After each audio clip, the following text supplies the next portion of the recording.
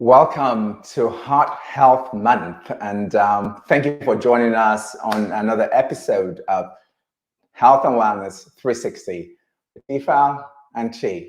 And as you're joining us today, can you just let us know where you're joining us from, where you're dialing in from? If you're in Michigan, if you're in Australia, if you're in Japan, just let us know. If you're in Nigeria, we would love to know, right? Yes, thank you for joining us. Yes, so today we have a lot packed into our 30 minutes, and so we're going to get right started. Today we're going to talk about heart health. Yeah. And February is Heart Health Month. We talk about this every year.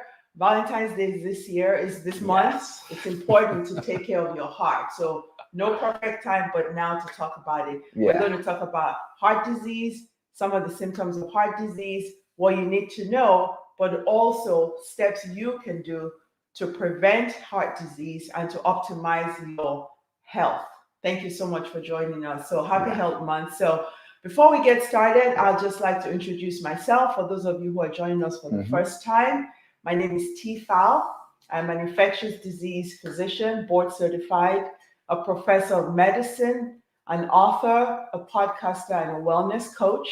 And I am the other half of TFal and Chi, and I'm joined by my husband, Chi. Yes. Yeah, thank you. And I'm Chi, for those of you who are just joining us for the first time, and I'm a healthcare director. I'm also a licensed mental health practitioner. I'm a wellness coach, food and nutrition expert. So all things health and wellness is what we do on our show. We're super excited to have you guys join us today. And we're going to have a very engaging conversation. So if you have questions throughout the show, just pop them in there. And we'd love to hear from you on what your thoughts are about what we're sharing with you today. So TFal, I'm going to ask you, why is heart health such an important topic, or just the importance of keeping your heart healthy? Correct. Why is this such an important topic? Yeah, so we're so glad, February is Heart Health Month, because it is such an important topic, because heart disease is a leading cause of death in the United States, and increasingly worldwide, one of the top causes of death. And it is in the US for women and for men, a leading cause of death. More than 600,000 people die every year in the US of heart disease, and coronary artery disease, which is blockages of the heart, occur. More than 300,000 people die of that every year. For Black people, more than 50,000 Black women, this is very, very personal, more than 50,000 Black women die every year of heart disease in the United States. And the thing about it is, a lot of us don't know. So a recent survey was done by the American Heart Association. Only 1 in 10 women knew that heart disease was our leading cause of death. So we need to bring awareness. Awareness is the first part of getting this done. So it's very important. Big cause of death. We don't really talk about it. We need to know about it. So actually, before I jump into my, the next segment of this is, Abiola, thank you for joining us. Saw you pop in there from Atlanta. So thank you for joining us, Abiola.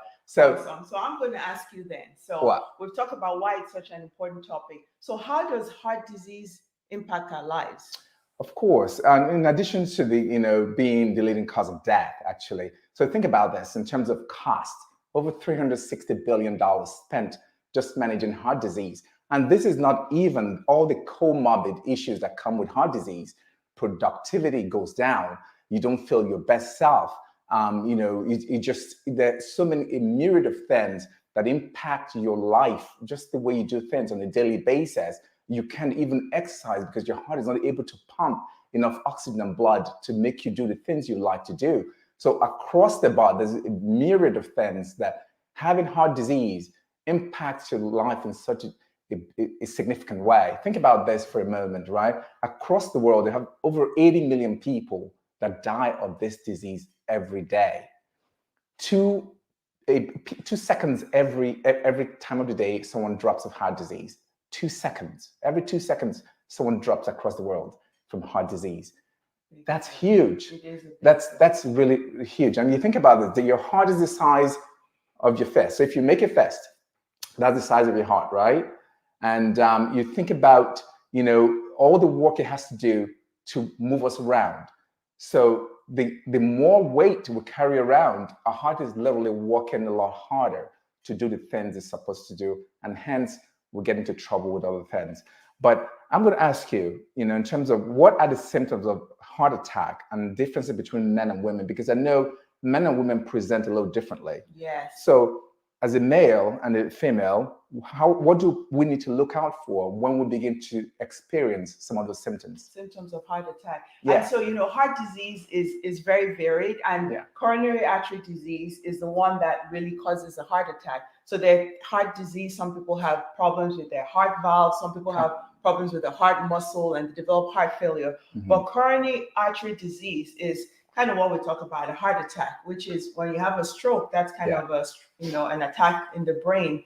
But the commonest symptoms are usually chest pain, chest discomfort, chest tightness, chest pressure, different ways of talking about that, because that's really an oxygen supply and demand issue, right? If the arteries are blocked for whatever reason, and we'll talk about that, when the heart needs to do more, it's not getting enough blood flow, people present with pain and tightness, right? Let me stop you for a minute. You said when the heart has to do more. Why does it have to do more? There has to be a nexus. Can you make that connection? Why does the heart have to do more? And then what happens when it has to do more? It's when people have to exercise, you're climbing upstairs, your demand, because when you're sitting and resting, there's a certain amount of blood flow supplying the heart.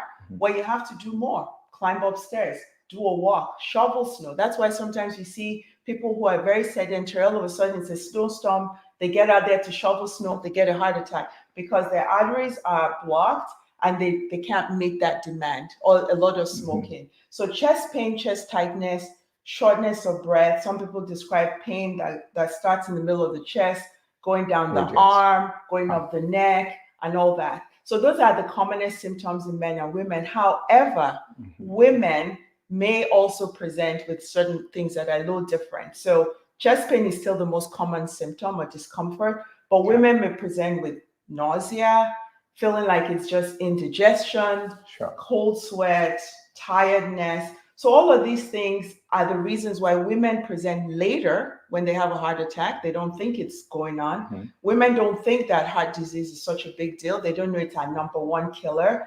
And some of those symptoms may feel like indigestion, a little bit of I'm tired, a little bit of a cold sweat. So bottom line is to know those symptoms, to know your body, and if something feels different, to call 911, because every time you delay, in terms of 30-minute delay, can cost you a whole year of your life, or even more, increase your risk of death. So more women die after a heart attack than men. Than men do, right? So more women actually are at the risk. Is that correct? They're at risk, and then they also don't know the symptoms. That's correct. Plus, sometimes in healthcare, sometimes they present, and even the people in healthcare are like, oh, it's just stress. Oh, it's just a little bit of indigestion. So bottom line is to know, we'll talk about some of the risk factors, if you have risk factors for heart disease. And when something doesn't feel right, call 911, know your body, because heart disease is very under-recognized. If I sound very passionate, it's because women, we don't really think about heart disease. We think about other things. And it's important to know your body. Yes. The minute something seems off, you don't need anyone to tell you, because this is about you. Your body is a temple, and so you should treat it as such, right? The minute something seems off, it's important you treat that temple the way it should, to get care for it as soon as you should. Yes, you can. Think about it. Just like we're driving our car every day, and you're in your car and you hear a certain sound. You're like, oh, I need to take it into the dealership or into the shop, right? The same thing. We need to know your numbers. That's very important. Getting your physical, knowing your numbers, super important. But outside of that, if something feels awkward, it doesn't feel the same, see your doctor, your practitioner right away, or get to an ER or urgent care to have it checked out.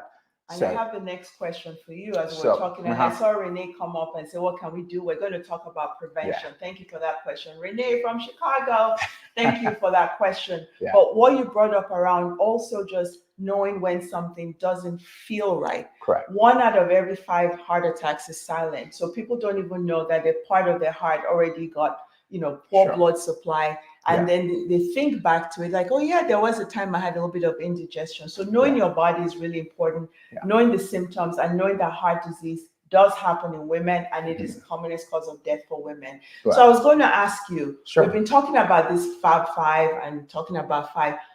Why do these five matter, especially in the context of Heart Health Month that we're talking about now? Of course, because trying to know exactly what your risk factors are. No smoking. Smoking is a huge one. Understanding your waist circumference, understanding your blood glucose numbers, understanding what your cholesterol numbers are. All those are super important. The risk factors, if they're out of the norm, if your cholesterol is out of the norm and is high, then think about it. Your arteries are like, pipes in your body, right?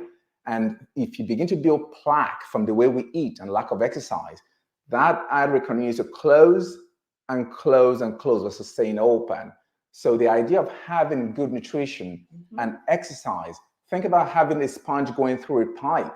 That's what good nutrition does, especially high fiber foods.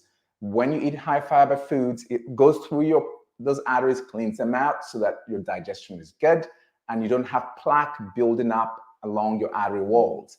So understanding what your risk factors are is very, very important. And think about this again. Your heart beats about 70 beats a minute. 70 beats a minute, right?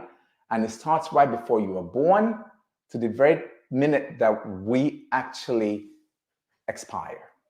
It continues to work. This is an organ that is super important, and we cannot have it work a different way.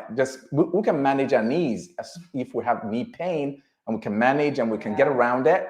But if we have, a heart beating out of sync or something, that is big time trouble.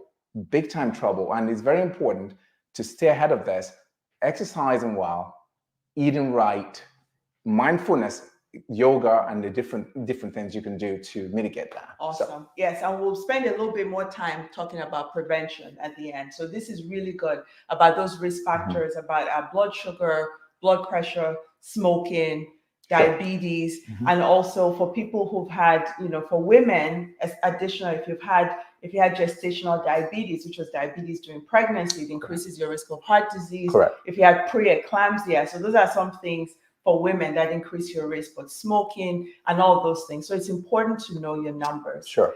And so, So what should someone with heart disease do, for instance? Because before you go into your next segment, if someone has heart disease or the symptoms, can you share with the audience, what should they do? Should they follow up with who and what specialist? Can you share that with us? Yes. So obviously, like we talked about in the emergent setting, if you're having any kind of chest pain, shortness of breath, call 911.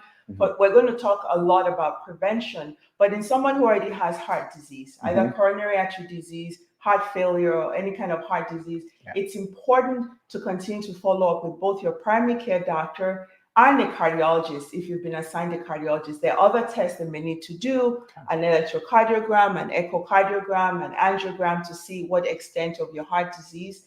They will have you on medications, right? Medications to either lower your cholesterol levels so that the artery has blood flowing well, or medications to reduce inflammation, or things to thin out the blood. They're going to have you on things to make sure your blood pressure is well controlled and all that. So it's important that if you already have established heart disease, to continue to follow up, continue to be aware of any symptoms, ask questions, but also in addition to whatever is being prescribed, work on your lifestyle.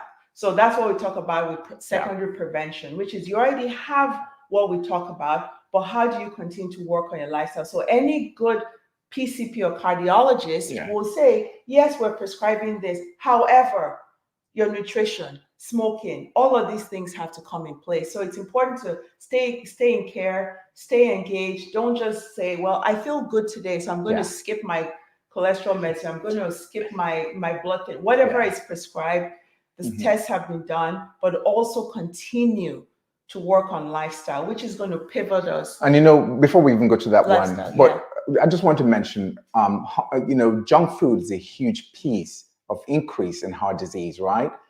Junk food is big, one of the biggest risk factors when it comes to junk food. Drinking soda, eating junk food and fast foods, it would accelerate your your probability to get heart disease. So it's very important when we talk about lifestyle, right? Yes. Being able to understand that exercise is very important, and exercise could be, anything that allows you to elevate your heart rate, that, is very important. Be it dancing, be it yoga, mindfulness, taking a walk, but it has to be consistent. Not taking a walk today and waiting until next week to do another one. It has to be consistent. Taking walks, exercising. If you have the ability to get to a gym, get to a gym and do that as well. If you dancer like my wife is, she loves to dance all the time. Keep dancing is important. So anything that allows you to actually elevate your heart rate and make you do that is very important to mitigate the impact of heart disease, or even get it at all. So lifestyle is huge, and that's why we teach it. Yes. As TFal and Chi. Extremely important. Yeah. And so if we have any questions, please pop them in. Yeah. And so what we wanted to do in this second half, so we've talked about why heart disease is so important, the cost to us, not just on our quantity of life, but the kind of quality of life. We've talked about the symptoms and the risk factors of obesity, diabetes, and things like that. We want to now talk really about prevention, and she already started to get into that, into detail, because what we want to do is leave people empowered with what you can do, not just give you some numbers, scare you, and then leave you with that. So what can we start to do to prevent heart disease in ourselves, in our communities, in our families, to optimize our heart health, not just for us, but for the people we care about? And you already started off by saying that 80 to 90% of these risk factors or for heart disease are preventable by lifestyle. Sure. So let's go into what we can do to start preventing heart disease using our framework. Yeah. So you think about it, right? And there are things that you can actually do on your own. You don't have to spend money to do these things, right? Getting enough sleep is very important. Your sleep hygiene has to be very important. Introducing healthy habits in terms of when you shopping in a healthy way, introducing your family to healthy foods, fruits, vegetables, complex carbohydrates, and complex sugars. When we talk about complex sugars, we're talking about sugars you get from fruits, right? Versus having added sugars. Over 70% of foods you find in stores have added sugars in them. So you have to become such an educated shopper when you're out there. Otherwise, you stand the risk of buying things, it's called syrup, but it's not syrup, it's sugar. It just got fructose all over it. If you want syrup, you want to go for maple, right? And it's slightly more expensive, but without added sugars in it, right? So you're doing things like, getting your sleep, getting good sleep hygiene, exercising appropriately. If you bike, if you run, if you dance, that kind of thing. And, also your tribe is very important. Your mental health is super important to mitigate heart disease. Oftentimes we forget that, stress is huge. And stress presents its way in so many different ways. You may go through a bunch of, blood work and nothing is seen, but a lot of it is in our head, stress and what it does in our mind, and presents heart disease in the different ways in our bodies, right? Absolutely, because the hormones and the activation that happens with chronic stress is bad for our heart, the inflammation that comes with that.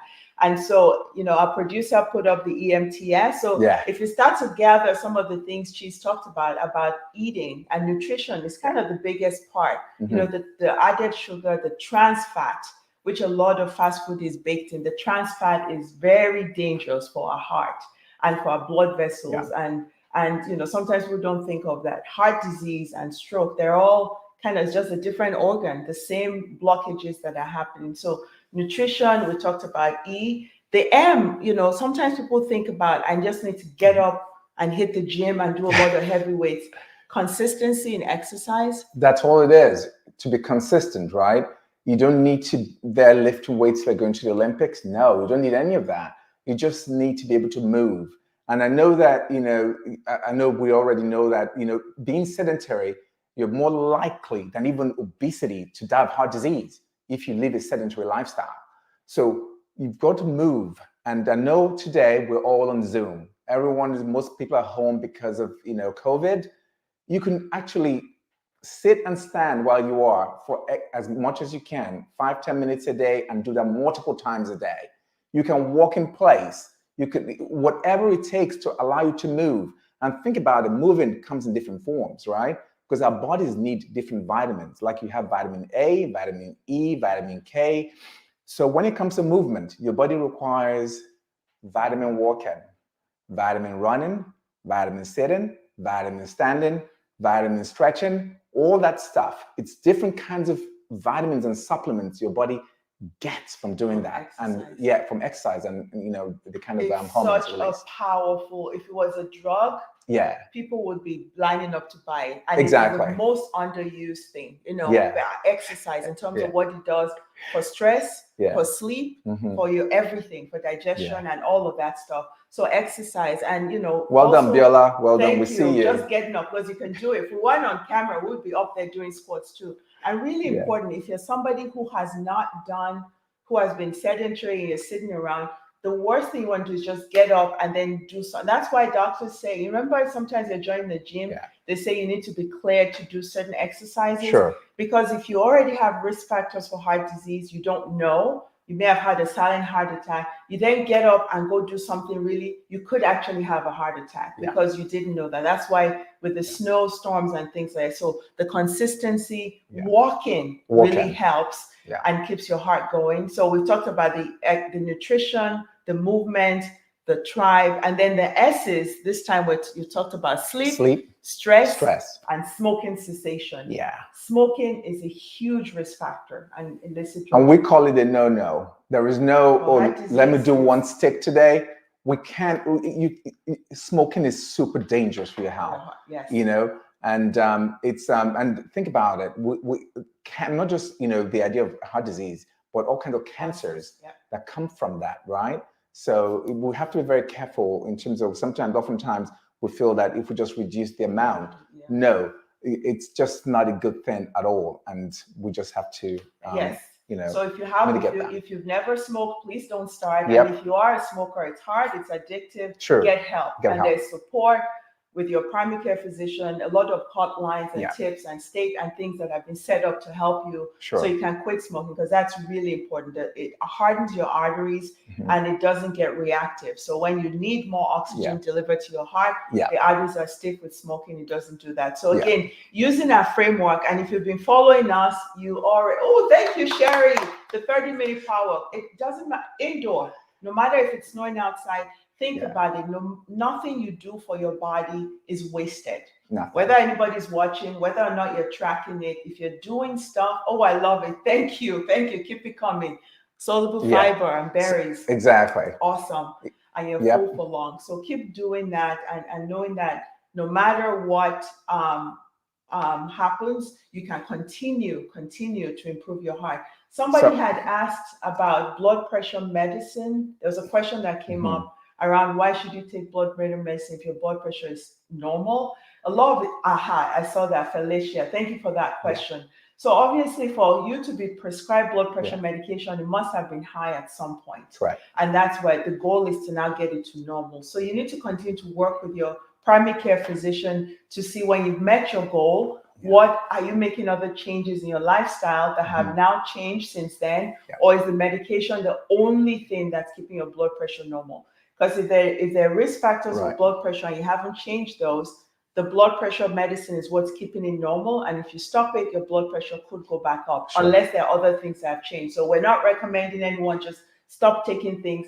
Work with your doctor. Sometimes they start to taper the dose lower and lower and see if your blood pressure stays maintained. And just to add to that as well, thank you for that question. Yes. And the idea of lifestyle makes a huge difference. So in concert with what you're taking in terms of the medication, make sure you're adding a lot of exercise in there and share that with your primary care physician, how much exercise you're doing and what you're, because you change your nutrition, because there comes a time when we've worked with a lot of people who have had to come off their medication in concert with their doctor because they are now exercising quite a bit. So be in touch with your doctor, share what you're doing, and increase your exercise, enhance your nutrition. And there may be a time when you may have to And yes, come off the medication. We have had people do that, and Yeah. that's why it's so important to.